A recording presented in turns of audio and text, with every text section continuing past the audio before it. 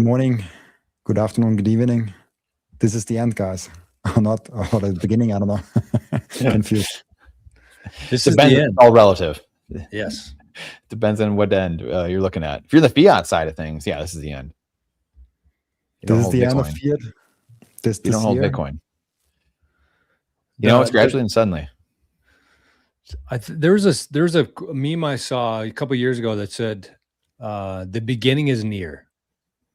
You know how you always see like the people on the side of the road with "the end is near." Oh, the end is near. Oh, I like that. But the sign said, "The beginning is near." I like that one. Was that related to Bitcoin? I think it was actually related to Bitcoin, or like a new kind of financial system being put into place and being dismantled, and then the new one being born. But it was around like the financial system. But good meme. But yeah, this is the end. Well, what does that mean, Robin? What were we talking about there?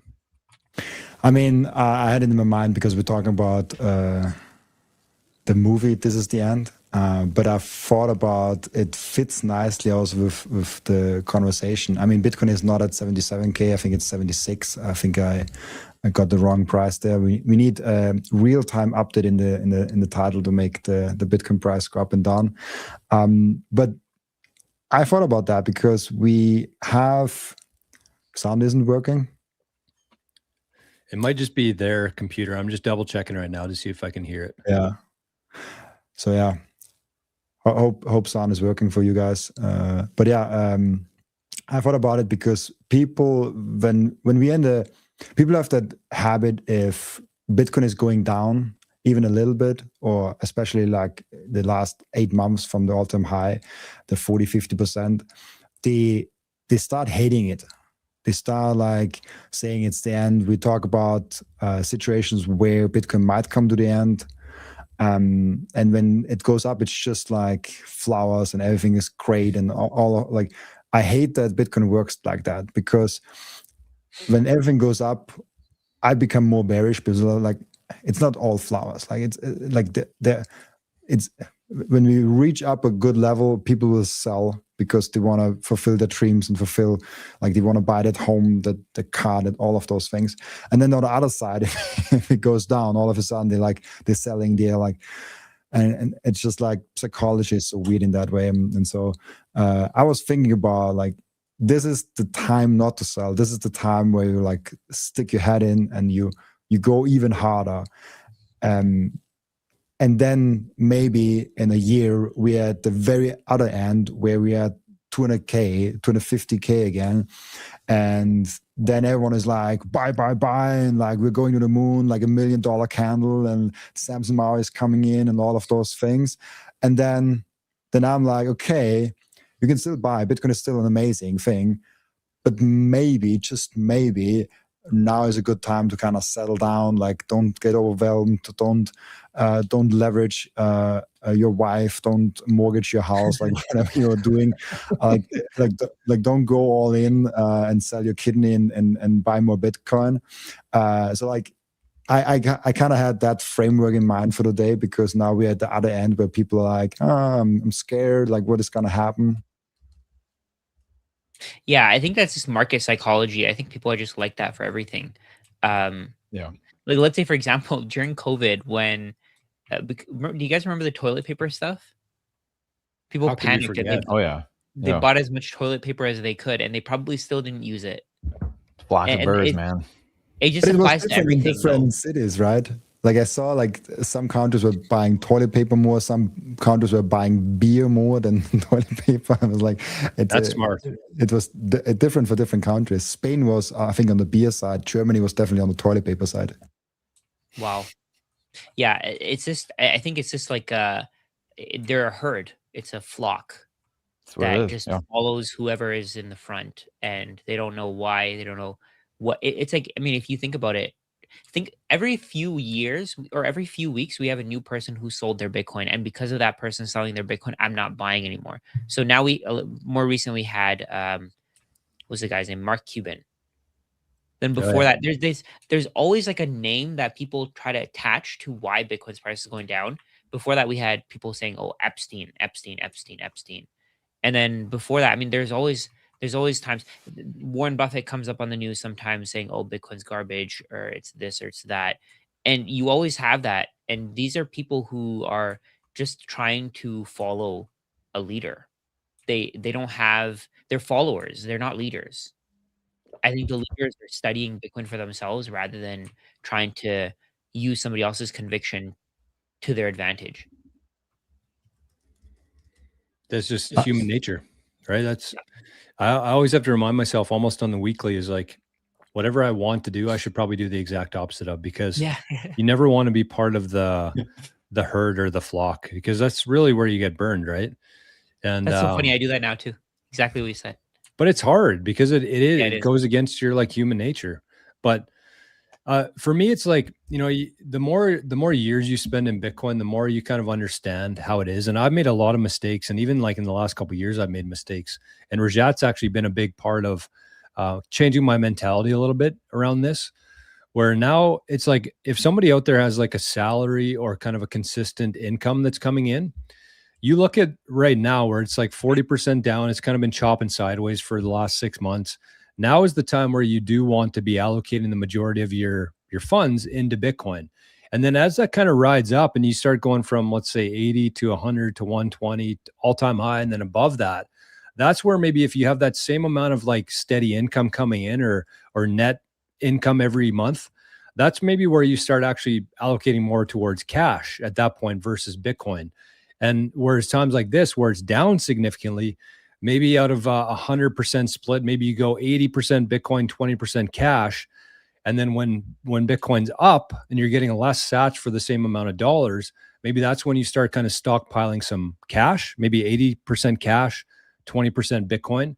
And then you can just ride the waves with it. And then when it comes back down, you're sitting on some cash.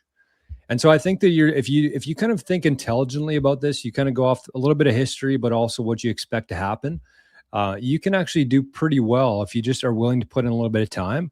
But none of that is like panicking. There's no panic there. It's just like what makes the most sense based on where we are right now, and how many sats you can get for the dollars that you have. And then you kind of just, you know, look at the 200-day moving average or the X, whatever you want to use, and just kind of follow that as your intelligent strategy. It's just consistency. That's it. 100%. You just keep doing it. You know, proof of work, showing up every day. We were talking about this the other day. Just being a professional means showing up, doing the same thing over, doing the monotonous thing over and over again. And that's the difference between amateurs and people that get like Vitalik. Like we just talked about Mark Cuban. You know, Cuban didn't get the Ethereum memo apparently. And I just saw something about Cardano, people starting to rage quit over Cardano, which again, I don't know why that's taken 10 years, but you know, like people have blinders on and we lose focus. We talked about this many times too with Bitcoiners. You come to Bitcoin because it's a need to know basis. You've got something wrong and you're putting in the work. You've got rug pulled from these other things. You don't get here just because it's like, oh, hey, I had a dream one night, and it's because it's through the work. It's through the repetition over and over again. Being a professional. That's what a professional operator is. It's someone who's being professional over their life, showing up, having a budget, which most people don't even have a budget, let alone an income statement, let alone a balance sheet, let alone a cash flow statement. You know, like you're going down the levels here of depth, right? And so, I mean, you guys, you know, business owners, you know, accountant, financial brain. So like, I don't need to tell you three that, but the average person is just completely lost, right? Because you have the power of parenting. Parents not telling them, not showing them, not including them in the money conversations as they grow older. School, obviously, not involving you in any of that, because why would they want you to understand what you're doing with your finances or how to be independent? So again, just the broken incentives everywhere around society. But the moral of the story is just showing up every day. To you guys' point, being a professional about your life in all areas. And that's the difference, whether you're an operator in the armed forces, which is my example I use with hockey, because obviously I played hockey, but my buddy who was an Army Ranger, and we talk about this all the time, the difference between the professionals and the amateurs, where same tactics, they do the same things. It's just one group of people operated the same way every single day and upheld that integrity, that standard. And then the amateur is just kind of lost. They do it right the one time, and then it takes them 11 more times to do it right. And they're just kind of lost. They're ADDing it, and they're just like all over the place and whatever. That can't happen. if you're going to be a serious person. Yeah, This is last. Go ahead, Rashad. I was gonna say, I think that applies to everything, right? It applies to starting a business. It applies to fitness. It applies to eating healthy. Yes. And it just, I love the fact that everything just compounds and it just keeps compounding. And like, let's say, for example, let's say you just eat out all the time, and then you cut it down to, let's say you eat out 7 days a week and you cut it down to 6 days a week. That last day, you're going to have to find something to eat that you're not going to get from outside. And what do? You cook. Maybe you have to make something, and maybe the food that you make tastes like shit, but that one day you made something and you tried and you attempted to do something that could potentially lead to you cooking every single day and really wanting to cook and wanting to meal prep and being able to save that money. Like, think about that. That compounds into you being able to buy more Bitcoin. You being able to cook, compounds into you being able to buy more Bitcoin. Like, that's the way it like all roads. Jory, you said this a few days ago, and it reminds me of it. All roads lead to Bitcoin. If you have the most Bitcoin, you have the most freedom. You have the most of your time. And if you can find ways to get more Bitcoin, why not? There's also the thing that I wanted to bring up when Brandon was talking about, because I love sports analogies. I love that with saving, with budgeting, with content creation, with whatever, actually. Because you see in sports that the people that know, let's say, for example, soccer, or like for hockey is probably the same thing. For swimming, it's the same thing. There's the people that know swimming, the people that know how to play soccer and how to do a strategic match and all of those things. And they might play, they might train like 3 times a week, and they might play once on Saturday on like some non-amateur, like a little bit more professional. Maybe they get like $1,000-$2,000 a month for it. Like they're on good level. They're not bad. They're really good. Like if they play against like the average dude, they will kill him. They are so much better. But there's a difference between them and like the best of the best. And the difference is like the last 5 to 10%. It's the last like a few perfection things, like staying after the workout another 30 minutes to train like the free kick or like the jump in the water or whatever people in hockey do to get better. So like it's like the last few percent. And the same with budgeting and like planning things. Most people, they get a salary, they have one bank account, they have one investing account, and that's it. And they don't think about, okay, how do I do the allocation between emergency accounts that I need for my operating business, or for myself, like operating my family, or operating just myself. What do I invest in? What are the different options? Having an open mind of all the different options. I mean, we all are now in the Bitcoin because we had to prove that we have an open mind about it. Otherwise, we would have said, oh, it's a shit coin, it's like a bad thing, it's a scam, and we'd have not looked at it twice. Like that's the nice thing about Bitcoin. Like you have to kind of prove that you have an open mind, because your judgment before was probably a bad thing. I don't know, like you three probably also had a thing like me before you got into Bitcoin, like it's a scam, it's not a good thing, like why would it even make sense? I had it for 3 years, I ignored it because of that reason. And so you have to kind of prove that and like give the last 10%, if that makes sense. Yeah, that's the hard part, is getting over that. And that's where a lot of people just don't do it, because it's difficult. And I was kind of thinking of the food there, going back to Rajad. Like before we started the show today, we were talking about movies and how we kind of came to the conclusion that there hasn't been a good comedy movie since Hangover or Superbad, like 2007, 2008, 2009, which coincidentally aligns with the great financial collapse. And so you just think how many things tie back to fiat. Movies even being one of them, comedy movies, and the division and trying to, not wanting to offend people, and what kind of impact that has on society. But even with the food there, it's like, sorry, Jor, didn't The Office come out then too? Yeah, The Office and the first couple seasons of The Office were the best ones too. That's crazy. Everything aligns. Sorry, go ahead with what you're saying. Sorry. No, you're good. You're good. It just, everything kind of goes back to that. And you wonder why, like, I live at kind of a lake here so it's kind of like a summer. In the wintertime, there's like 40 people that live here. In the summer, there's 10 or 20x that. But you see people walking around in like bikinis and swimsuits or whatever it is. And it's just like, I don't know, in the last decade or two, I've really noticed that people have gotten a lot thicker, a lot fatter.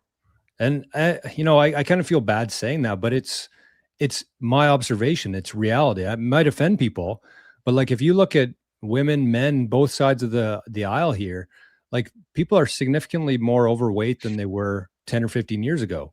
And I think that a lot of that has to do with the seed oils.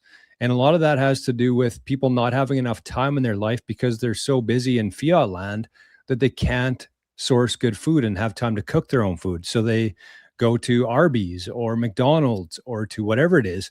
And that's like a societal level problem that we're seeing right now. It's just like, it's not even close. If you look at a picture from not even that long ago, I mean, you go back to the 60s and it's like a whole different world. But like even like 2010 versus 2026, you look at a picture of people on the beach, it's like night and day. And it's not just because people got lazier, but it's because of the food and without wanting to run the prices up of a Big Mac, they have to make shittier ingredients, and it's all seed oils. And it's just, you see that trickling into every aspect of life. And kind of what, to tie to what we're talking about here, it's like you have to understand that system is broken. That system cannot be fixed. And you have to show up every single day and contribute and store your wealth in the, what do we got here? Beach picture?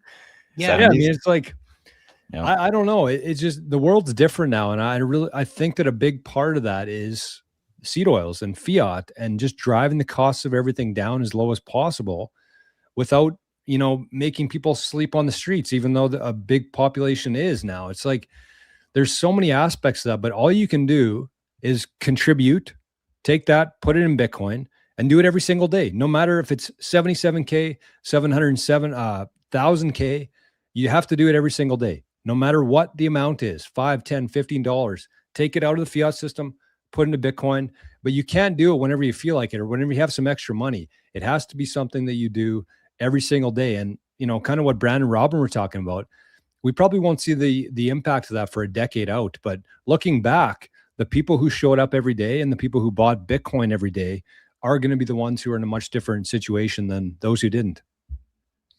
I have a question on that. Sorry.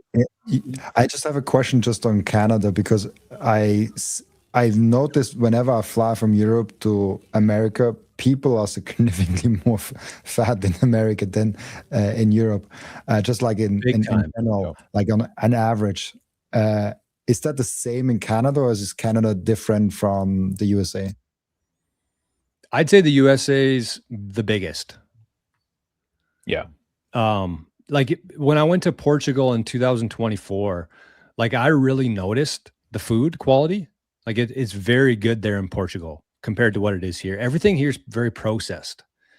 Yeah. And that has significant impact on the digestive system, on everything. I don't think people are lazier here in Canada than they would be in Europe. Maybe some certain pockets of, different parts of the countries, but like overall it's the food.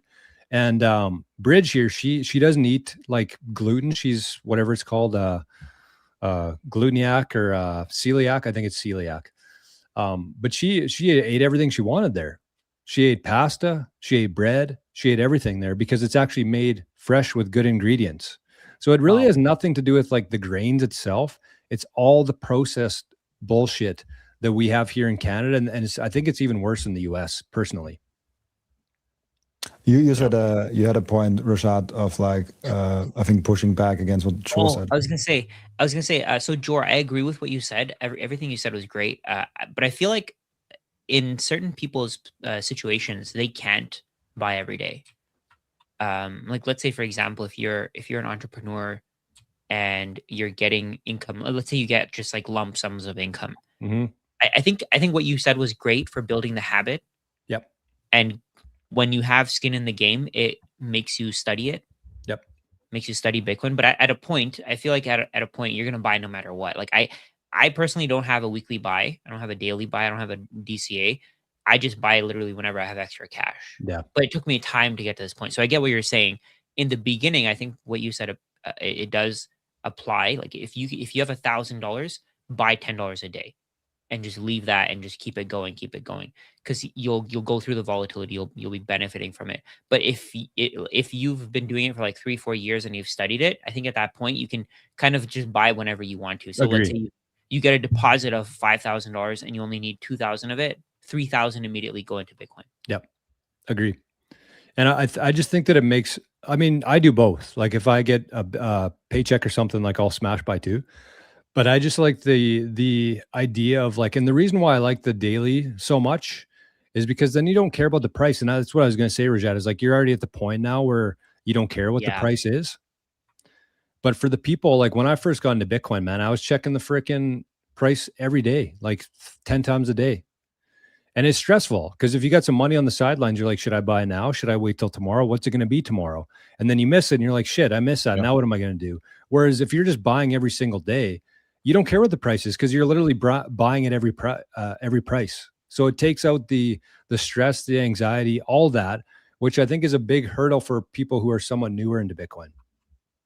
Yeah, there's this thing where, especially in the beginning, you check things so regularly. Like I remember the first, even before was even more urgent when I was in Tesla and I haven't discovered Bitcoin yet. I checked Tesla like every single day, and Sunday was horrible for me. Saturday was horrible because I couldn't see the price. Now with Bitcoin, it's even worse because you can check the Bitcoin price literally whenever.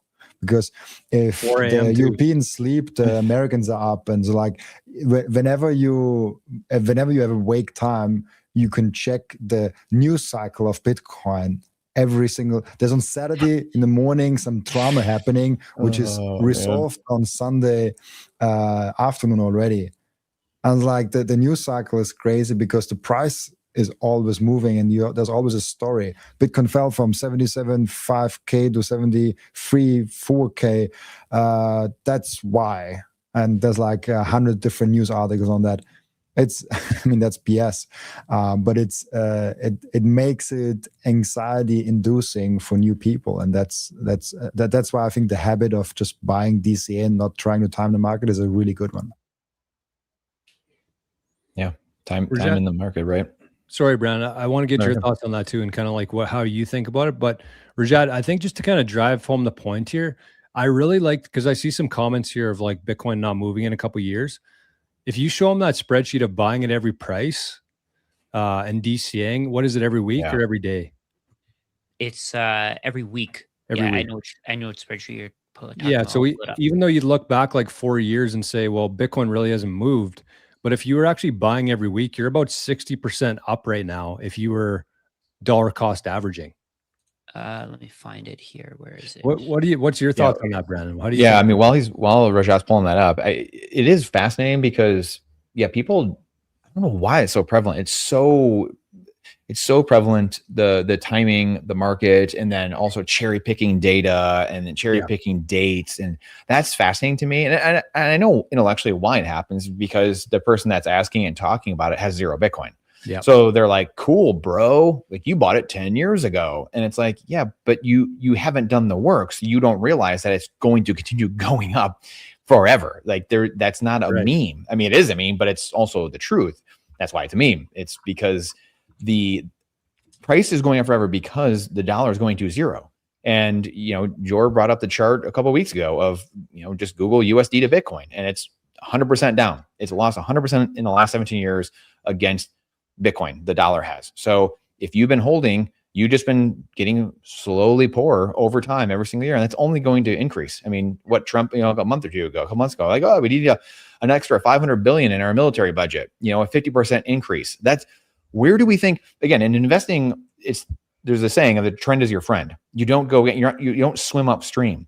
And so unless like the thesis of Bitcoin is dead when the government says, for 5, 10, 20 years straight, hey, we're paying down the debt now. We're not printing any more currency anymore. And we're getting rid of all entitlement programs. We're getting rid of basically all the military. We're doing all. Then someone can come in here and be like, yes, you guys are wrong. F you guys. You guys suck. Bitcoin sucks. Cool. Well, at that point, cool, great. You win after 20, 30 years of the government doing that consistently. Like we said, being professional, the government being an actual professional, doing their due diligence, actually balancing and having a budget. Number one, having a budget, being under budget, within budget, doing that for decades on end. Then and only then can you come in and say the thesis of Bitcoin has died. There's no point to it. You guys were wrong. I'm just not taking that bet. I would never in a billion years take that bet. And history has shown us that that never works. The government always tries to take more power, tries to print currency, melt it down, coin clip, spray currency into the air like it's, a happy fun house, clown house. And that's the way of the world. And so if you're going to tell me human nature is going to stop and everything's going to reverse and gravity all of a sudden doesn't exist anymore, then sure. And that's why you just coming back to, flow chart back to the beginning of this is why people cherry pick their deadlines. They don't want to do the work. They want to say, the Peter Schiff stuff of like, oh, look, in the last 6 months, Bitcoin's down. Yeah, it's because you're cherry picking data, you moron. I mean, it's like how intellectually dumb can you be? Like how childish can you be? And it's an exercise of just being a child, being an amateur versus being a professional and actually seeing the forest and the trees and actually doing the work. That's what's so incredibly frustrating when these people, continually, same thing over and over again. It's like, you just want a quick answer. You want a quick buck. I get it. We've all not had any money in our life at some point in our life. And so I understand that. But putting in the work, being professional, like you guys mentioned earlier, again, it's putting in the work, going to the gym, putting the reps in, there's no change. The first month, first 2 months, you don't see any change. Most people quit because they're lazy, because they don't get it. They haven't put in the studying. They don't understand what's going on. They have a high time preference. They think short term. I can't help you with that. If you want to be successful, you have to change your mindset. You have to change who you are and what you do have. Become a different person so you can and do different things to have what you want to have. There is no getting around this. And it seems like as we kind of get further into the fiat system of convenience, the Amazon world, same day delivery, that's insane. That wasn't even a thought a decade ago, where you could order something online and have it show up at your doorstep the next day. And as we kind of go further down that road, I feel like people become even more disconnected from proof of work, which is what Bitcoin is, because everybody just expects things right now, this second, overnight. And I love that quote from Derek Sivers. He said, if information was all that you needed, everybody would have $1 billion in 6-pack abs. Mm-hmm. Because there's just so much information out there, and everybody has access to it. It's just the people who actually get $1 billion in 6-pack abs are the ones who actually put in the work, which most don't do. Yep. Sad. The poor will always be among you. Yeah, true. And I mean, you can sit here and complain about it or worry about it, or you can just kind of look after yourself and your family and your community. Did you find that spreadsheet, boys? I did. Maybe walk us through it here, Rajat, quick. Yeah. So what this shows you is if you were to buy $150 worth of Bitcoin since the all-time high, that was in November of 2021. It was at $69,000 a coin. So if you bought since that day, every single week, $150 per week, and you kept going, you kept going, you kept going, and you can see here, if you bought in November of 2022, where the price was the lowest, so November of 2022, if you bought $150 worth of Bitcoin, then it would now be worth $690. So just buying consistently, it adds up. And you can see here, almost all of these buys are worth more than $150. So that's what adds up. There are certain buys that are below. You can see that, like, let's say October of 2025, when Bitcoin's price was at 126K, that buy is now at $90. That's down like 50%. But the biggest buys are up like 450%. So all of that just aggregated and put together, wow. Bitcoin's only up 10% since that high. So you see that here, 10.15%. But if you had just kept dollar cost averaging, you just kept buying and buying and buying, you bought at the worst time possible. Like, this is the worst time you could have bought, right? And you just kept buying. You'd now be up 80.83%. Wow. Whereas so you would have put in $35,700, you would own 0.84 Bitcoin, and it's now worth 64,000. So if you did the same thing with the S&P 500, you can see here the difference in the value there. Bitcoin's only up 10% in that time. The S&P 500 is up 60%. You see that 60%. It went from $469 to $749. If you did the same thing with the S&P 500, so you just kept buying and you kept buying, you'd only be up 43%. That's crazy.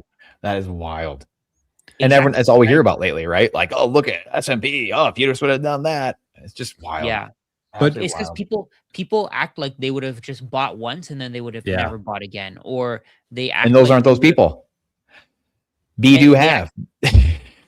Like they act like they would have bought at the exact worst time and then they never would have bought again. They would have seen Bitcoin go down 80% and they wouldn't have bought, or they just think that they would have held. Most of these people would probably have sold at a loss. Yes. Like EQ. Very low EQ society. Exactly. And they say that, oh, Bitcoin's only up 10. And actually there was a comment that said, oh, Bitcoin's only up this amount. And I want to pull it up because I want to call them out on saying stupid shit. Where's the comment? The person said, oh, if you had just bought, sitting at 77K 5 years later. Yeah. That's what they said. Sitting at 77K 5 years later.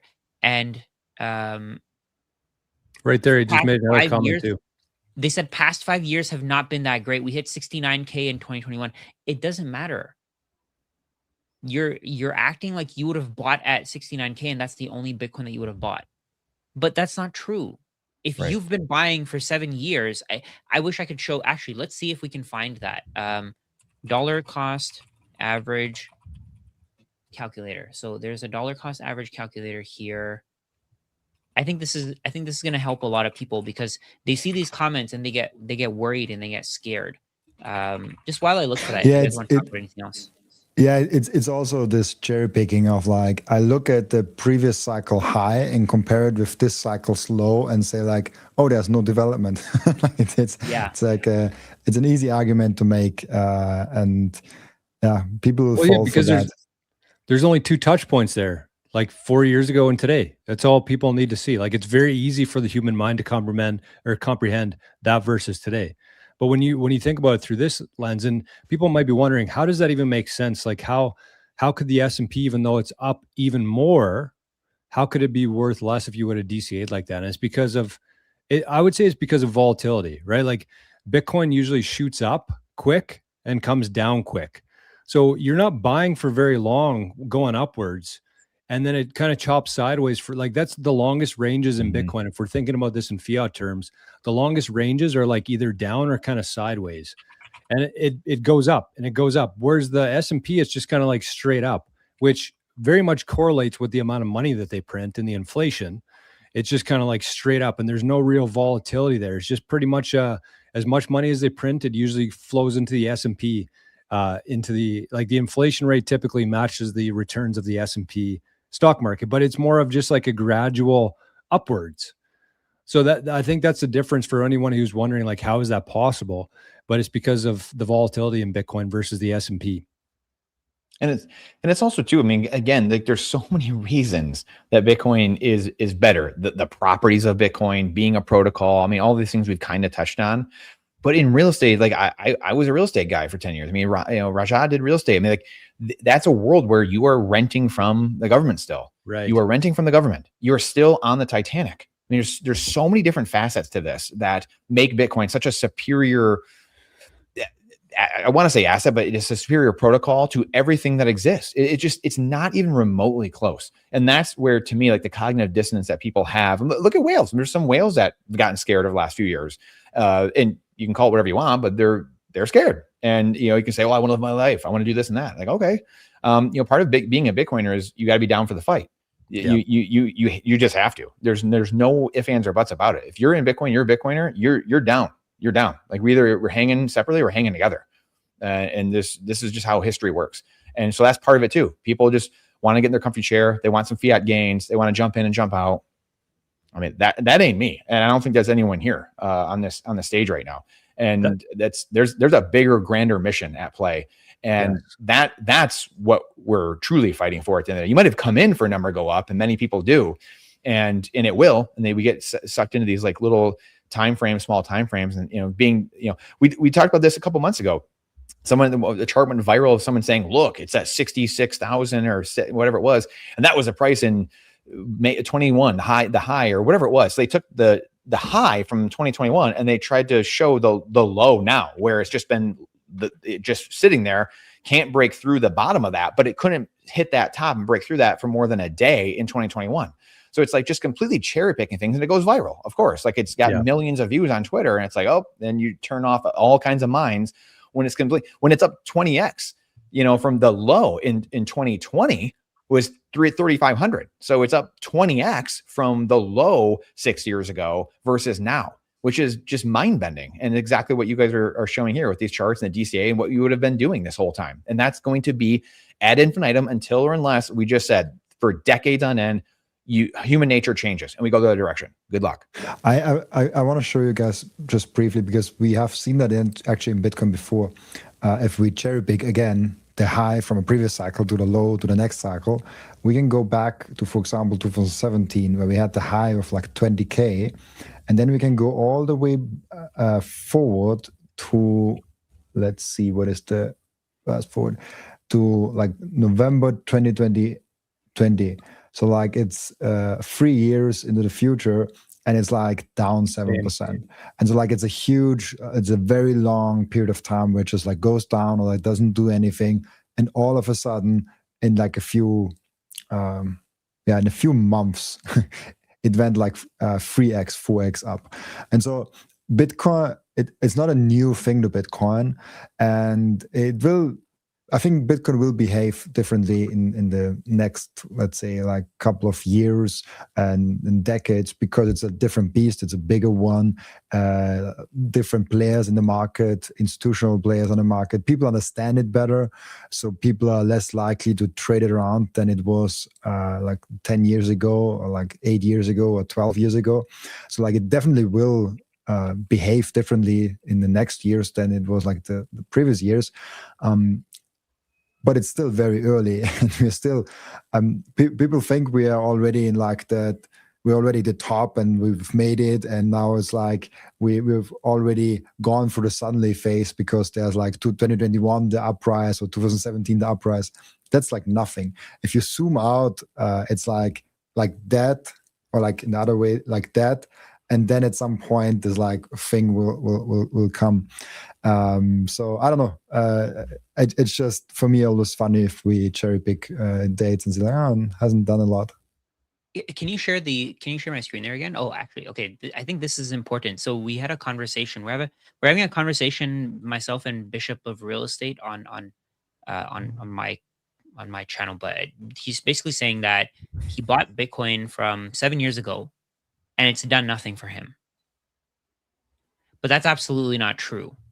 Because if he had consistently just kept buying, and he kept buying, then he would be up massively. So let's say, for example, if you put $10 per week into Bitcoin, you would have invested $3,660 in that time. But now you'd be up to $8,030. So you'd be up like 150%, which I think is a pretty good number. I don't think every asset can do that for you. And you can see here that if you put money into it, the lowest that your portfolio would have gone to was exactly what you put in. So you can see that here. This is a pretty cool comparison. So the green is what you put in. The yellow is the value of your portfolio. Over time, your portfolio just keeps growing. And I think seeing comments like that, they hurt people. They make them think that it's not worth it to do this. It's not worth it to dollar cost average. I'm going to time the market. I'm going to do that. And it just goes completely against what Jor was saying earlier, the principle of just dollar cost averaging and understanding what Bitcoin is. Yep. And you can't lose. You take the price out of the equation. You kind of get into this mentality of, I'm trading units of illusion for units of reality. And I'm actually getting a pretty damn good spread on that. If you look at $1 purchasing 1,200 sats right now, that's, to me, 1 unit of illusion in exchange for 1,200 units of reality. And that's really what Bitcoin is. It's reality. We even heard a general from the US military refer to it as Bitcoin is reality, because Bitcoin is the new measuring stick. So you can look at all these fiat charts and whatever it is, but one currency takes 0 energy to produce, and one currency or one unit, I guess you'd say, is actually based on energy. It's backed by energy. You need energy to produce it. And kind of as you guys were thinking and talking about that, I'm like, so we've seen some of the OGs. That's been the narrative for the last couple of years. Is like some of the Bitcoin OGs are selling their coins. But to me, it's like, I don't know, man. I kind of saw their point of view of like, yeah, they waited 10 years or 15 years and they got paid. But I'm like, I don't think I would sell it. As I kind of think through things now, like you got options like lead. And if you could be in there for like 20 years, I'm pretty sure that Bitcoin's going to outperform a 10% interest rate. Like and especially if you have a couple thousand more Bitcoin that's like backing that, you can always just contribute more if you needed to. I just don't really understand the logic of actually selling the Bitcoin, especially somebody who went through 15 years of ups and downs, probably has a pretty damn good understanding of it. Why would you sell the Bitcoin? I think it's people taking chips off the table. But Maybe why? They sell some to buy a house. You could still do that with keeping the Bitcoin. Saying, well, why don't they lend against it? Yeah. Why don't they borrow against it? I mean, yeah. Just want it clean and easy. Want to pay that tax? Want it clean and simple and easy, right? Like I think they just don't want to connect to it anymore. They just want it done and they don't want to think about it. And like if you have a loan, I think for some people, it's not even about the financial side of things. It's more like the mental and just the like they have to think about it and it takes up mental space. And I can see where they're coming from. Like let's say you want to buy a house, and let's say you have a bunch of Bitcoin. Your spouse doesn't really care about Bitcoin, and they don't like debt, and you're not gonna like stress them out. You want to live your life. Yeah, if you have 1,000 Bitcoin, it doesn't really matter to you if you sell like 5, 10, 20 to buy a house, right? And I think that's a good thing though, because it just means I that just Bitcoin wouldn't do it. Right. I get where you're coming from too, but I feel like it makes sense because it just means Bitcoin is moving to other people. Like right now, think about it. At some point, Bitcoin's going to be at $1 million. The longer it stays at this point here, the more people can accumulate and they can benefit from it. And think about the way that I look at it, it's positive because more people are on the side of Bitcoin and they want Bitcoin to grow and they want to see it keep going up organically. Yeah. And if it just skyrockets and it's not organic, if it's almost like getting fake followers. Yeah. It looks like it looks like you're doing well and you feel like you're doing well, but then let's say, for example, if you wanted to sell something, you can't sell it. Yep. Like if Bitcoin just skyrockets and everybody just borrows and borrows and borrows and they just buy as much as they can instead of dollar cost averaging like we were talking about. They have their job, they put some of their value into Bitcoin because they understand it. I think this is a good thing for those people because they can just keep accumulating. And if Bitcoin had skyrocketed, they'd probably have like half the coins. Look at just AI too. I mean, look at Bitcoin had explosive runs the last 10, 15 years because it was new, the market's small, but also like people like shiny new objects, right? Like we all have that to a degree. We're all human, so like look at AI now, same thing. Like people are just, we got new AI influencers. They were a crypto NFT influencer. Admittedly, I've seen some of these guys like, oh, I was one of the biggest NFT influencers. Now a lot of us have moved to AI. People just like shiny objects. And this goes back to activity bias. And Bitcoin is an investment. It's a protocol. It's an asset right now. It's all these things. It's money. But eventually it's just going to be money. It's not like an investment 30 years from now, 50 years from now. It's not looked at. It's just money. And so that's what's so confusing to the average person as well, because they're like, I'm trying to put it in a box and like just have it be one thing, but it's not. It's many things. And that's also what's very confusing. And then on top of that, we are creatures that like to create. We like to do things. We don't like to sit idle. So just sitting in Bitcoin feels very weird. So we get the Vitaliks of the world. You get people that are like, this is just too slow. I need to go do things. So, Vitalik, whatever that, you can say whatever you want about him, but that's probably just majority of humans. Like he's just like, this is too slow. Okay, well then go build AI shit. Go build a car company. Go build other things. And then we account for our world with Bitcoin. You don't mess with Bitcoin. And yes, can you get a return on it now? And you're going to increase your purchasing power over time? Yeah, you are, because that's the window we're in. We're just lucky to live during that time. But eventually it'll just be money. And maybe it's, getting 5, 10, 12% a year increase in that purchasing power because it is finite. But it's not looked at as you're going to have people going back into that world more and more as well to use that equity to then go build companies and to go lend and do things and say, hey, I want to make 20% and build this company or whatever it might be. So the world that as we know, it's not going away necessarily. It's just, it's going to be using different money over time as we go forward. But that's what's, again, this activity bias, all this is very hard to see. And Bishop said too, like, again, yeah, the last 5 years are tough for the average person. I feel for people that bought in 2021 or 2022 or whatever it was. And like, you're just kind of sitting there like, with the stick, right? The meme, you're kind of touching the candle and you're like, oh, what the heck's going on? And this is just these times that try men's souls. You have to get through some of these times. We know the thesis hasn't changed. Bitcoin, like we said before, Bitcoin has not changed. It's still the same thing it was then. And we know the governments are going to print forever. I mean, you do the math, 1 + 1 = 2. And it's just the activity bias. And then the shiny object thing, like I touched on too. People want to go into things. That's why people go to casinos. There's a great book from a couple decades ago, I believe. I forget the book's name, but people are addicted to losing. Like it's not like people are addicted to winning. People are addicted to losing.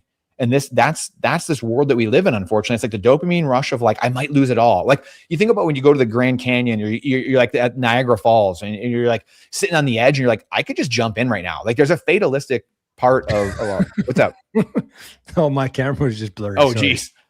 And so, yeah, it's just like this fatalistic part of like human beings for some reason. Like we just have to push the edges. We're creative beings. So like we want to go do stuff and you have a hard time sitting idle. And so we want to go create stuff. And that's this world that kind of gets blended together and it gets foggy and fuzzy at times and blurred.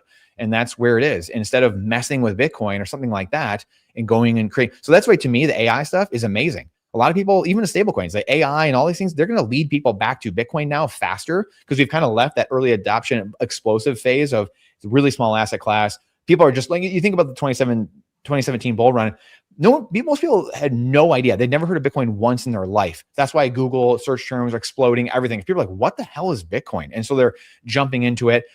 That's a cat's out of the bag. Like you're not going to have that moment because people now have heard Bitcoin. It's this slower adoption. We get cheaper sats, slower over time, the demographic shift, all this over time, the institutions, everything comes in and adopts Bitcoin more and more and more. And it's just the way of the world. And people go off to do other things, fortunately. And then we account for things in Bitcoin and keep governments honest going forward. Because now we have the mirror. We have the contrast of Bitcoin versus the shenanigans that they're pulling. Maybe, go ahead, Joe. I was just going to say, like on that note, Brandon, I think that where a lot of people really screw up in Bitcoin, and this is something that I think is important for everybody to kind of understand. If you think about your own journey in Bitcoin, I love doing this because the further you get in Bitcoin, the kind of more detached you get from where you were, who you were before, what knowledge you had. And I think if you can kind of put yourself in your position when you first got into Bitcoin, like, why was it? It wasn't because you wanted to like evade the system. It wasn't because you wanted to be able to send value to somebody else on a Sunday morning. You didn't know any of these things. You just wanted them to be richer in 6 months because everything's going up, right? Like that's when the majority of people get into Bitcoin is when it's running up and everybody wants to be a part of it. And I think that when you're in that situation, you're thinking like, hey, I got $2,000 here that I have in my checking account. I don't really need it today.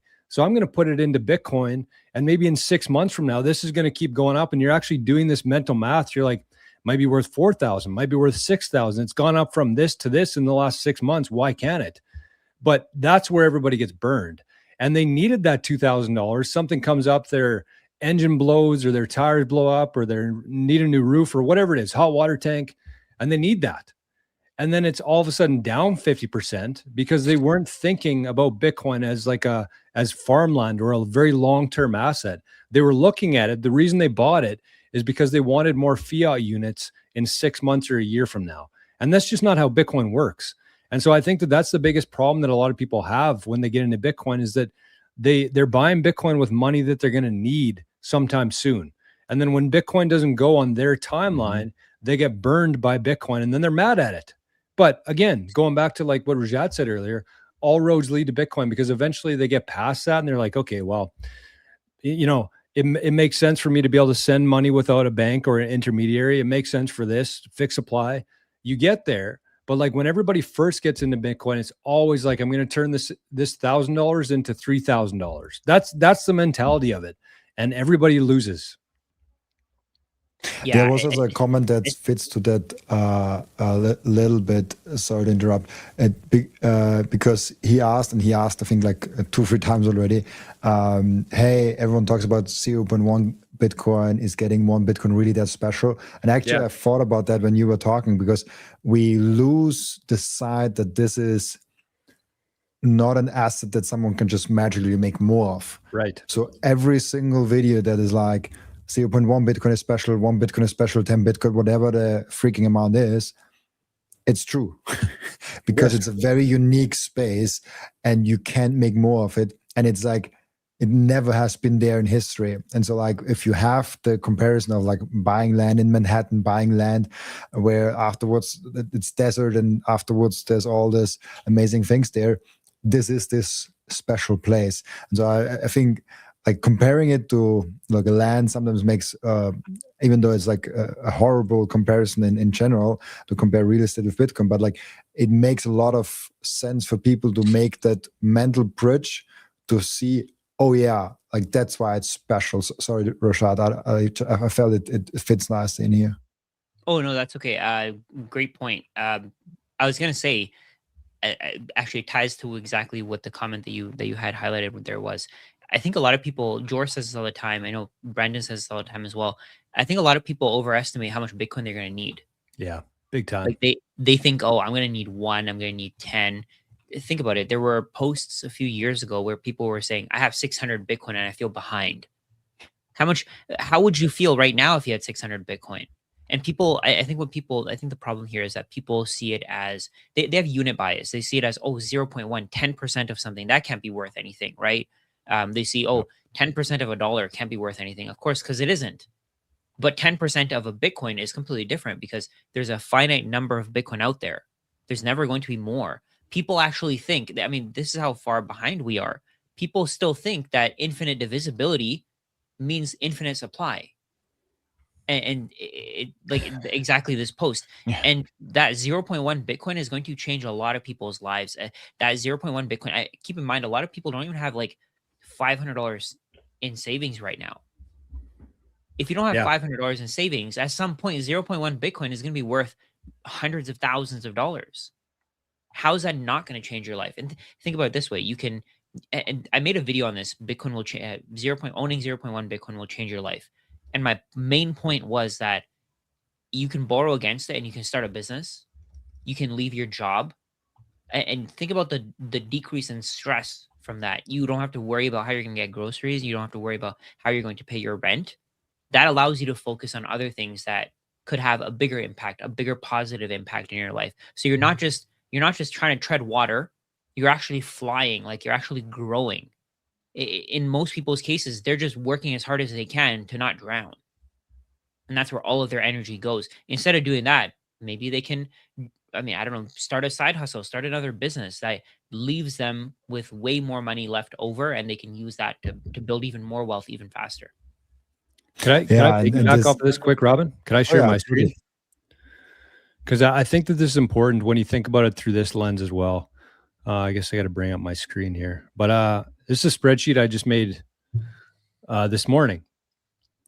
So it's kind of timely. And I think that when you look at it this way, this is kind of like the average salary and like average costs for people. So the average salary in the US is actually about $69,000, which I used 80 because I figured most people who watch these streams are a little above average.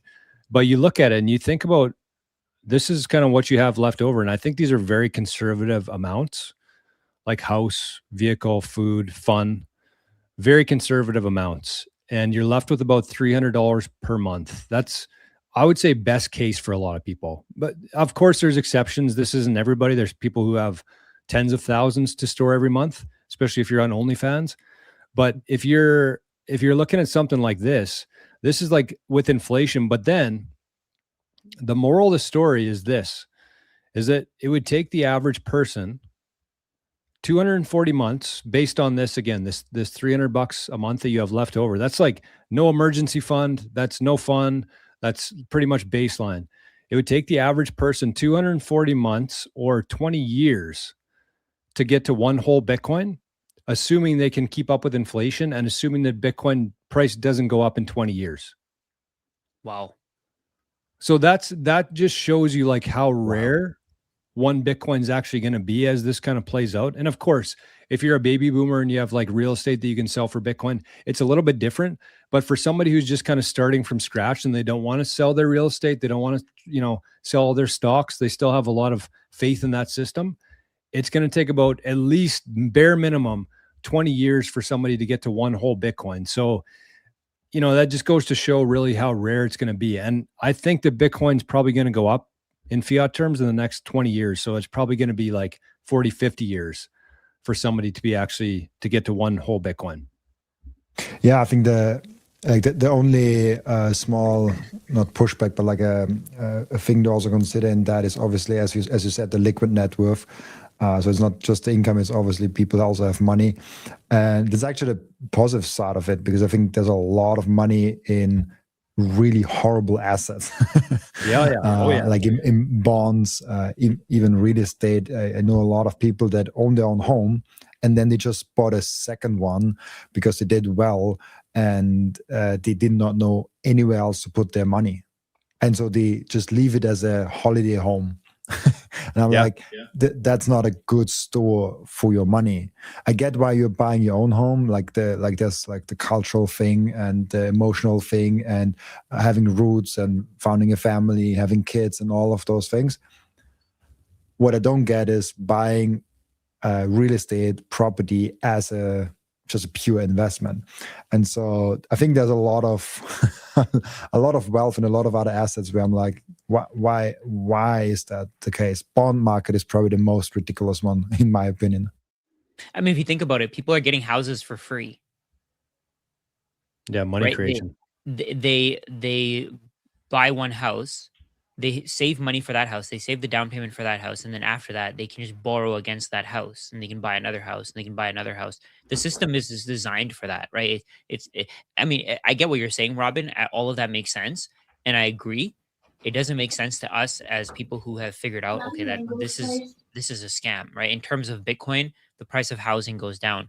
But to people who don't see that yet, like the people who, it's a lens, right? Money is a lens. And the people who, like, let's say, for example, if I take my glasses off, I can't see you guys. And I see you guys in a different way. And if I try to describe you, you're going to look different from what you would look like if I was wearing my glasses. And that's exactly what's happening with the world. So people right now, they're wearing these glasses and they're like smeared with shit. And that's what fiat is. Fiat's blocking their vision and they can't see. And what Bitcoin does is it cleans off their lenses and it makes them see exactly what's actually happening. And because their vision is smeared with shit, and that's exactly what fiat is. Fiat is shit. It's making them believe that, oh, these asset prices are going up, and they don't think any deeper. They just see what they see, and they don't understand that reality isn't what they see. And I think Bitcoin exposes that. For me, Bitcoin exposed that. Before Bitcoin, I wouldn't have understood. I would have been like, oh, you guys are crackheads. It's it's such a, I want to bring the meme up one more time because I feel like it just fits so nicely in this conversation, because people don't really get how valuable and rare this whole thing is. And they also compare like the real estate thing to like the dollars. It's just ridiculous. It's really cool. And also I wanted to bring it up because I really miss on Twitter the Bitcoin symbol after the hashtag Bitcoin. It's just, I don't know. Yeah, me too.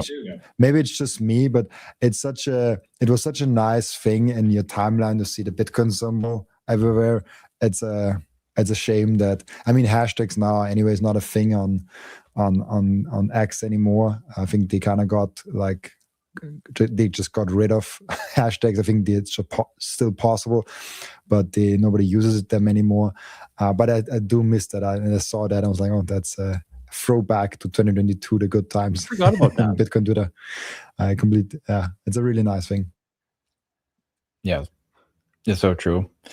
No, I mean, again, real estate, all this, like, Koldeck said, make your money when you buy, bottom line. And that's true. The problem is there hasn't nominally been a bottom since 2012. That's the last time I saw a bottom in Bitcoin. A real change, we'll say, from prices were up, prices crashed all the way down. And then they started coming up again in this secular long-term bull market, basically. I was in that world. I got into real estate in 2012 at the bottom, and the prices have just gone up. I think one of the best neighborhoods in Metro Detroit for like renters, we'll say. So like if you want to buy an investment property, it would be like the Royal Oak area. It's like, north, 20, it's probably 10, 15 miles outside the city of Detroit. Very centrally located, tons of families, young families, a lot of turnover there now, young people there now out of college.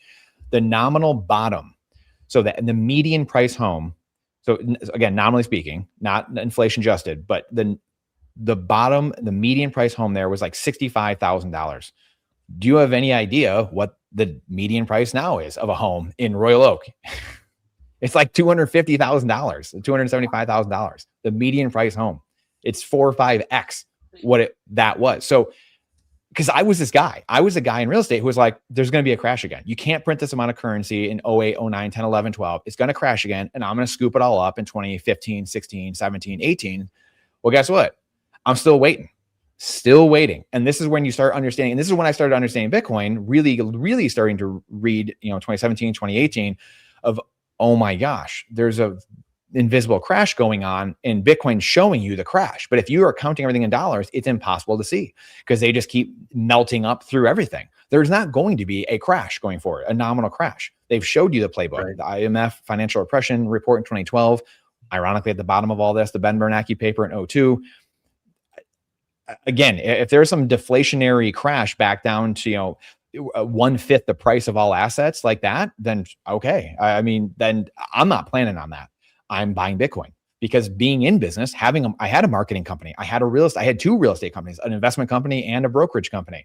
I've been in these worlds, and you start realizing after a while that we ain't going back. There's no world where, nominally speaking, we're going back to prices that are going to be $60,000 for a 3-bedroom, 2-bath, 1,200 square foot house in Royal Oak, or name some really desirable, suburban neighborhood in America, or even Canada for that matter. Like it's just not happening because as soon as something breaks, the money printers will come on like you can't believe. And so we're never going back there. And that's why buying Bitcoin and holding Bitcoin and not getting anxious and just holding it long-term, continuing to work, provide value to society, do whatever you're doing, swinging hammers, being a lawyer, a doctor, working at McDonald's, Tim Hortons, I don't care. Whatever you're doing, provide value to society and then save the difference in Bitcoin. And you will continually eat away at the rest of society, and you will have more and more purchasing power flow to you versus everyone else. And that's one of the massive reasons I came to Bitcoin, because you look at cap rates in real estate, PE ratios and stocks. None of it made sense. You're like looking around, you're like, none of this makes sense. What that flying F is going on right now? For years, studying these things, like Robin said, reading 10Ks, 8, whatever the hell, 10 Qs, 10 Bs, 59 Ks. Like, what are we doing here? It's like, that's clown world for the average person. And so if you want to go to the casino, literal casino, or you want to study the prospectuses of companies, or you want to be a real estate guy, then great. Like, so be it. Like, go do that. Like, been in those worlds. Many of us, all 4 of us have been in those worlds. You just see that difference and say, hey, the average person can't live like this anymore. It's impossible. Basically, society can't function anymore going this direction for that much longer. Call it a month or a year or even 10 years. But at some point, it's Clayton Ravine and Back to the Future 3, and the tracks are out. You got to get to 88 miles an hour before you hit the end of the tracks, or else you're going to be 1,000 people low in the ravine. Good luck. Buckle up. And that's you hope you're hitting the jackpot of finding the right stock, finding the right company, start whatever it is. The average person will not be able to function like that going forward. That's why the UBI, UHI talk comes into play, all these things, because the people at the top are smart. As much as we want to downplay, they're idiots, they got a lot of smart people running things, and they see the same things we're seeing. They might not admit it the same way, and they have a different play because they have the levers and they say, hey, I'm going to extract a bunch more wealth. I'm going to create this AI company. I'm going to do this and that. I'm going to take even more wealth and prosperity from people, but I'm going to shepherd them and corral them into where I want them to go. None of us have that ability to do that right now at this moment. We could, but our morals and our ethics and our values don't allow us to do a lot of those things. We're like, nope, not doing that. That's insane. But guess what? There's some people, they go to government, they go to positions of power like that, and they seek those opportunities, and then they do it. And so that's what Bitcoin combats. It combats all of that nonsense. And that's the fight. Going flow charting, back to what we said earlier, you got to be down for it. You got to be down for the adversarialness that we're in the adversarial thinking. And that's why I said this earlier. Like, people, they discount the attack surfaces, the game theory, and the adversarial thinking that's needed to stay in Bitcoin. They look at all the other assets. They look at them all as a spectrum, and they're all in the same line. They ain't on the same line. They're all on different modes. Like the attack surfaces are massive on all these protocols, the other altcoins, the other asset classes, everything on the Titanic, the real estate, the gold and silver, all of it. They're going to go mine some more in asteroids eventually. Could it be 100 years from now? Of course it could. I can, people in the comments are going to say, oh, they're not going to. Of course, guys, like these are generalities, but where is the puck going? Where is the puck going? That's the game here. And seeing that into the future of where things are actually headed, and actually using your intuition and prognosticating of, hey, this is what's actually going to happen in the future. So to me, again, it's just all the talk about all these other things are just short-term noise and short-term not thinking about attack vectors. Now I'm getting into altcoins is I want some extra fiat, because you're not thinking about attack vectors. You're not thinking that to me is the difference of all this. There's nuance, people lacking patience. I get it. But that to me is the big thing that we're just missing here with everyone. Why these fights continue to happen over and over again, because people don't want to put in the work.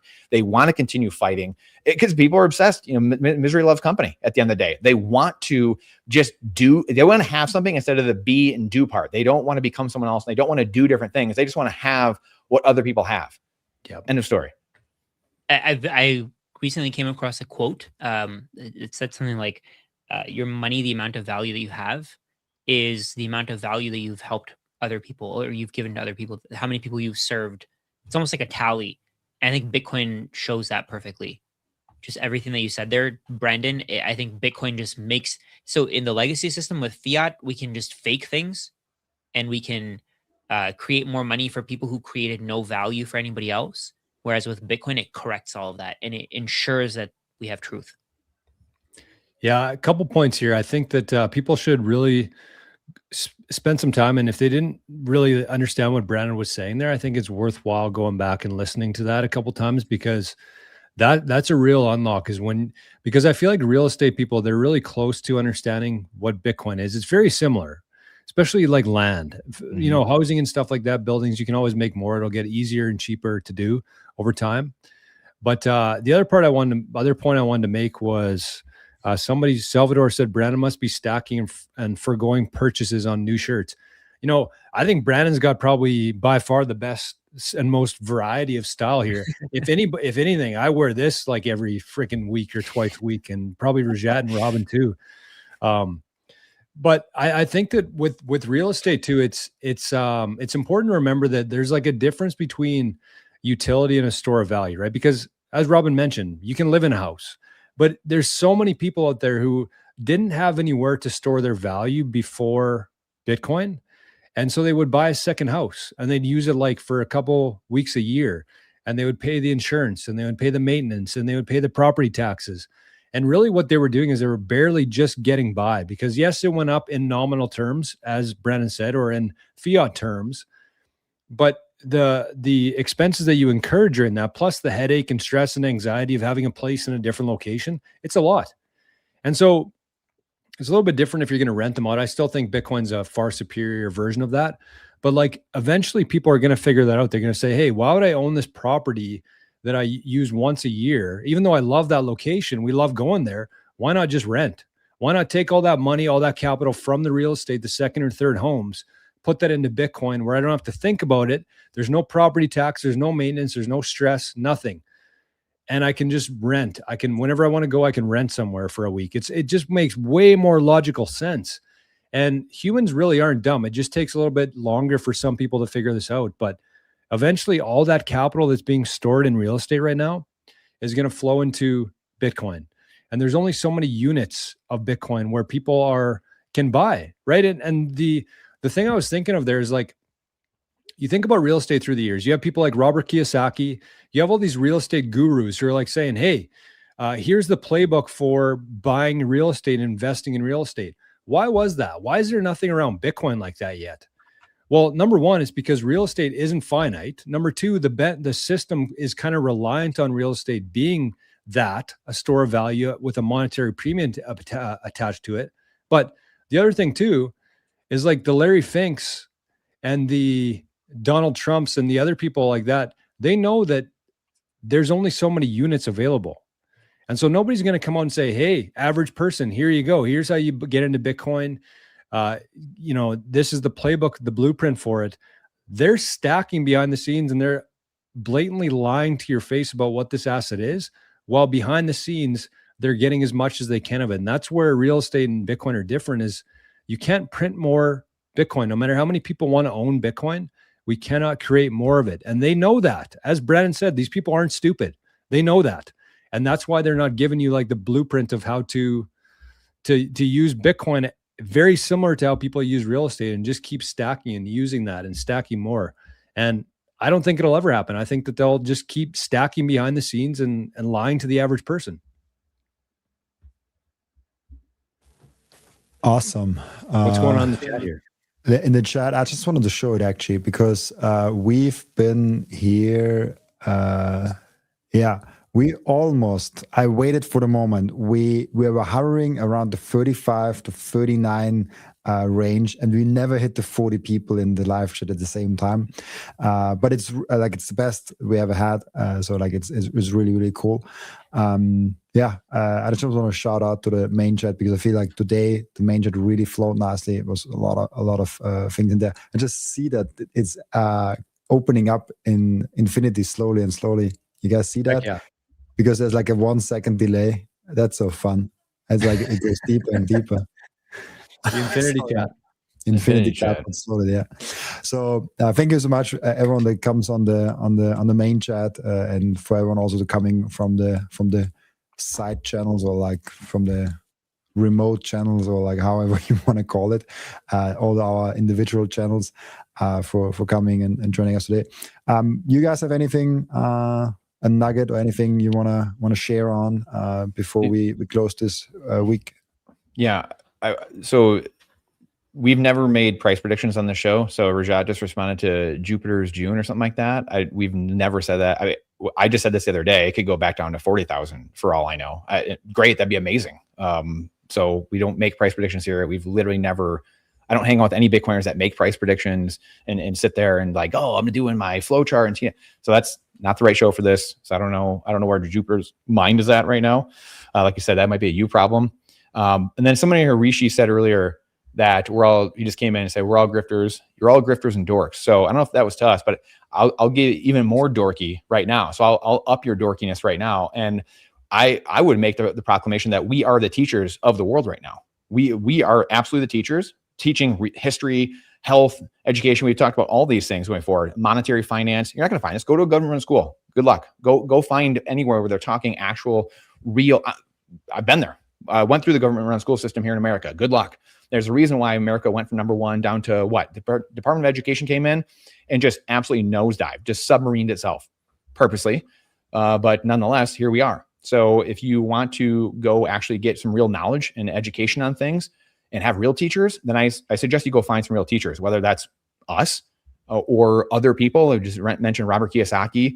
There's thousands of people doing content out there, actually living life, actually doing the thing, actually living all these things, creating businesses. Like we've said, all of us have had businesses, done stuff, been in the real world, doing things. So I just wanted to up the dorkiness a little bit. That's all I wanted to do. And I wanted to address some of these the people, whether they're bots or not, who knows. But I just wanted to, up the dork a little bit. That's all.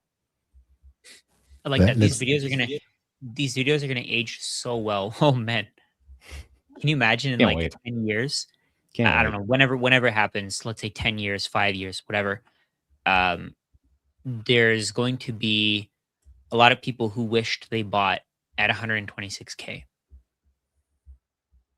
Yep. 100%. I've rethink about the guy that sits there in 2010 has 600 Bitcoin generated through his computer while incurring no cost for them whatsoever, and thinks that he missed the bus with 600 Bitcoin generated on a normal home computer just while he was working, and thinks he missed the bus.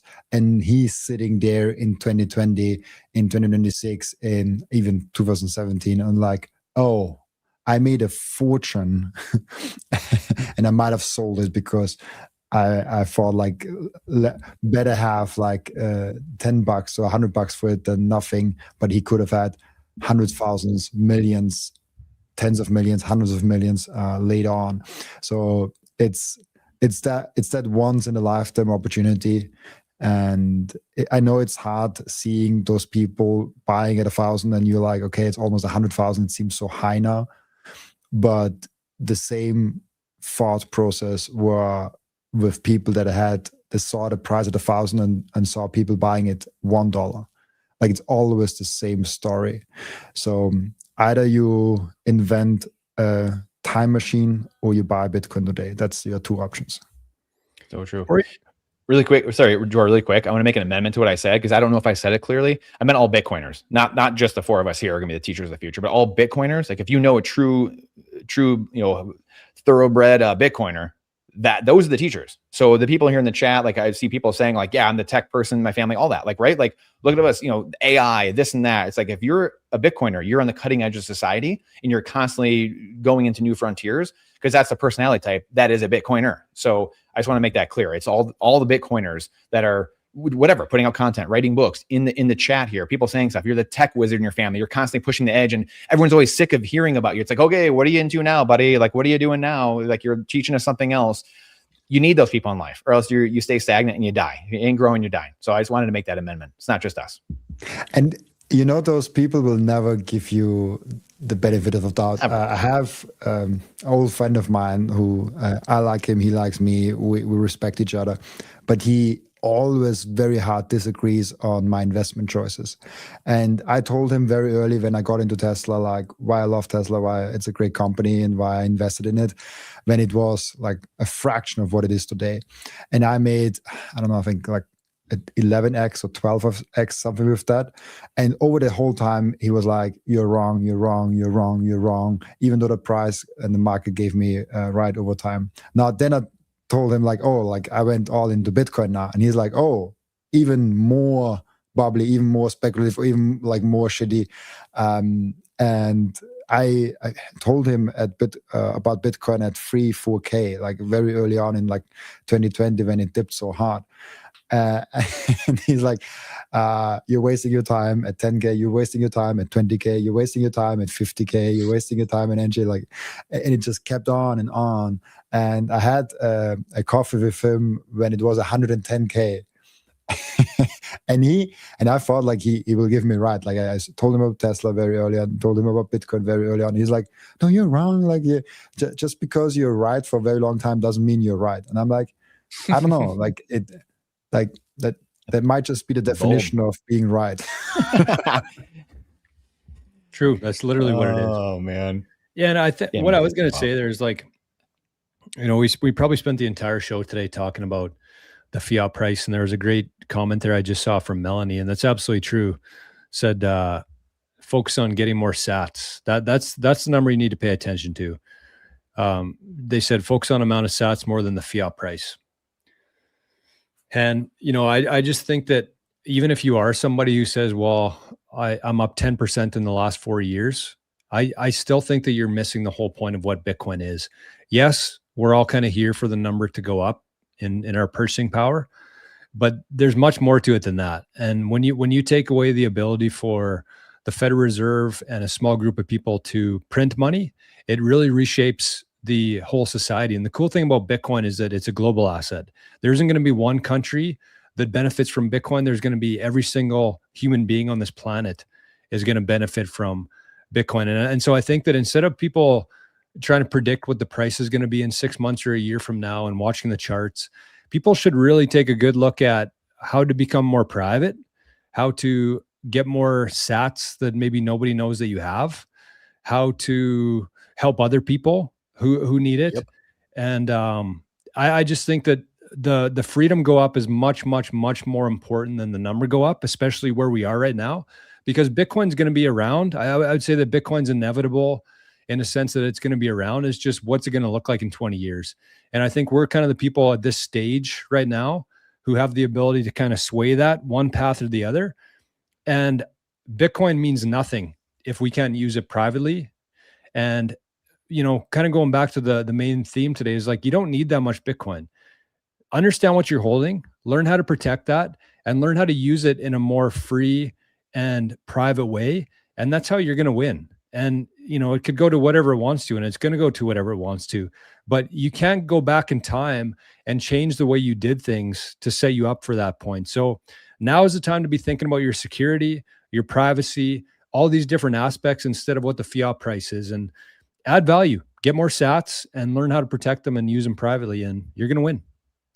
I want to just shortly add on that, because I have a good friend in Bulgaria, Ivan Nako 2000, I think he's called on Nostr and on Twitter, and he just sent me today a message, and he made also a public post on Nostr about that he lost 3.5 Bitcoin, and he organizes an event in Bulgaria. He's a Bitcoiner, like he's a friend of mine, and I hear those stories over and over again from people, not people that don't get Bitcoin, not people that just like are casually in, people that actually get it, that are in the industry, that he's literally organizing a Bitcoin event with Knut Svanholm and great people as a speaker.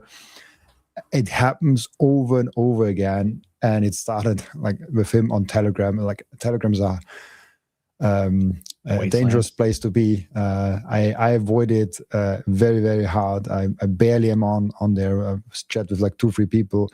If you write me new on Telegram, I will not respond to you. It's a hard policy now on Telegram. And Twitter only if I have connections to you. And so it's like protecting your Bitcoin, knowing how to do custody is the second most important thing in Bitcoin. The most important thing is buying it, like actually getting the Bitcoin. And then the second most important thing is learn how to protect it with all you got.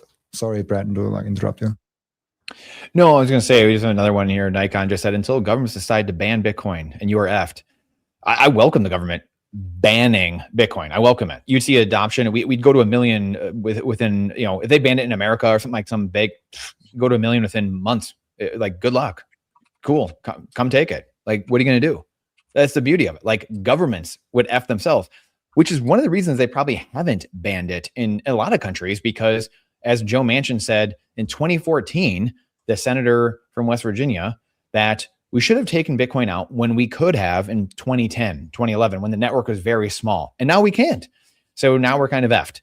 That was Joe Manchin's comments, the senator from West Virginia 12 years ago. So just let that set in your head for anyone who's confused about who makes the rules here. He who has the Bitcoin makes the rules. He who runs the Bitcoin protocol, as George, we talked about yesterday, are the owners of the system. You make the rules. You're a node runner. You make the rules. Everyone else bends the knee to you. And people will start to understand that over time. It's just the education is unevenly distributed. Doesn't matter. Doesn't matter if you think that or not. It does not matter. It's like you not believing gravity. Does not matter. Period. You can think whatever you want. 2 + 2 is 5. Doesn't matter. You can think gravity goes upward. Doesn't matter. It's just such common sense, but yeah, haven't done the work. So I welcome it. Sure, ban it, government. And they did it before, right? Like, yeah. I mean, China Bitcoin is already banned already now. Exactly. So like, it's exchanges, ridiculous. Banning mining. It's ridiculous. It's advertisement for Bitcoin. Yep. And I think one comment said it, governments cannot ban Bitcoin. They can only ban themselves from accessing Bitcoin. Yep. And a Bitcoin ban would only work if every single government on planet Earth does it at the same time with the same restrictions, 100%. And even at that point, you still have individuals that don't care about that it's banned and still use it. And so even if, and this never happens, even if all governments in the world collude together because they think Bitcoin is such an evil thing, remember the US president currently is endorsing Bitcoin. Like there's many other presidents, there's many other politicians that endorse Bitcoin, not even like we are very far away from it even being reality. But even if that would be the case, it would still not work.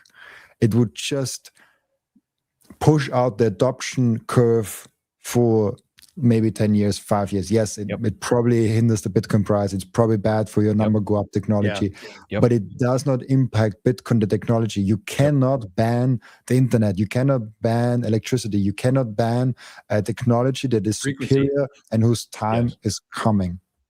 Yep, 100%. Yep, that's literally. That's all there is to it. You know, like, can we set the adoption rate back? Can we set the price back? Of course. But that's because we're thinking of it from fiat terms. That scares people. That scares people, because if you think about what's best for humanity, if that's your perspective on everything, then you steer things very clearly. That's it. But if you're thinking selfishly from your own perspective of thinking, when can I buy my next house? When can I buy whatever it is? Then of course you're going to look at all these things and from a much different perspective. You're going to think, oh, they're going to ban this, they're going to do that. Oh, it's going to hurt. It's all emanating from a fiat price perspective at the end of the day. And that's why we talked about earlier, the attack surfaces. You want to be in the protocol, whatever that is.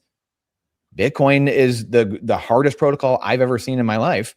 I want to be in that. I want to withstand the governments. I want to withstand real estate. I want to withstand anything that's coming my way. I want to withstand solar flares. I want to withstand, you name it. It can run on a mesh network. It can do, I mean, like, think of what Bitcoiners are creating. We didn't talk about, Marty Mulmy, what he created with the mesh network VPN, using Nostr protocol, and one of the earliest Bitcoiners. And that just got developed or, released in the last week or two. I mean, so the things that are coming and the things that are here, governments cannot stop any of it. I'll say it again. Governments cannot stop any of it. And yes, can they throw a couple of people in jail? Can they throw 1,000 people in jail? Guess what? There's backlash. And then the governments work for the people, and people can say whatever they want. Like, that's great. You can kill a bunch of people. You can throw a bunch of people in jail. It doesn't end well for governments at the end of the day. So you can make all the claims you want of, like, government's going to do this. Yes, on the edges they can, until there's pushback, until a saturation point is hit with 1% of people, 0.5%, 2%, 3%, and they say, no more. You're done here now. End of story. I don't know why this is so hard to get through the average person's head. And I got to jump off here in a second, because I'll just keep ranting because I don't understand why the average person, I feel like 20, 30 years of just like knowledge, history, and experience, there's like want to come out of me right now of like, how do we not see these things? And that's the thing. I'm planting my flag here and saying, no more. We will not go. And yes, will there be people martyred?